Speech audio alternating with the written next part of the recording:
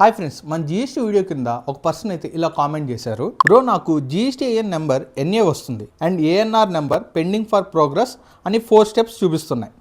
Yes friends, మీరు ఎప్పుడైతే GSTIN registration complete చేస్తారో మీకు ఒక ఏఆర్ఎన్ నెంబర్ అయితే జనరేట్ అవుతుంది అనమాట. ఈ ఏఆర్ఎన్ నెంబర్ మీ అప్లికేషన్ని ట్రాక్ చేయడానికి యూస్ చేస్తారు. సో జనరల్గా ఫ్రెండ్స్ దీంట్లో 4 స్టెప్స్ ఉంటాయన్నమాట. ఫస్ట్ వచ్చి ఇనిషియేషన్, అంటే మీ జిఎస్టీ అప్లికేషన్ అనేది మీరు ఏ జ్యూరిస్డిక్షన్ అయితే సెలెక్ట్ చేస్తారో ఆ జ్యూరిస్డిక్షన్ ఆఫీసర్ దగ్గరికి అయితే వెళ్తుంది అనమాట. సో వాళ్ళు అక్కడికి వెళ్ళిన తర్వాత సెకండ్ స్టెప్ ఏంటంటే వాళ్ళు ఒక డాక్యుమెంట్స్ అయితే వెరిఫికేషన్ చేస్తారు. మీరు అప్లోడ్ చేసిన డాక్యుమెంట్స్, మీ డీటెయిల్స్ అన్ని కరెక్ట్గా ఉన్నాయా లేదా. ఒకవేళ వాళ్ళకి కానీ ఏమైనా డిస్ప్యూట్ లాంటిది ఏమైనా కనిపిస్తే వాళ్ళు ఏదో ఇన్ఫర్మేషన్ కోసం ఒక నోటీస్ అయితే ఇష్యూ చేస్తారనమాట. మీరైతే ఆ క్వైరీకి అయితే రెస్పాన్స్ ఇవ్వాల్సి ఉంటుంది. సో అది థర్డ్ స్టెప్ అనమాట.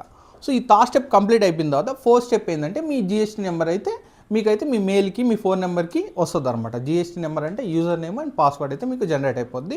మీ జిఎస్టీ నెంబర్ అయితే మీకు వచ్చేస్తుంది. సో ఇలా మీరు 4 స్టెప్స్ కంప్లీట్ అయిన తర్వాత మీకైతే మీ జిఎస్టీ నెంబర్ అయితే వస్తుంది. ఒకవేళ మీకు కానీ జిఎస్టీ కానీ ఎలా అప్లై చేసుకోవాలో తెలియకపోతే కింద కనబడుతున్న లింక్ మీద క్లిక్ చేసుకొని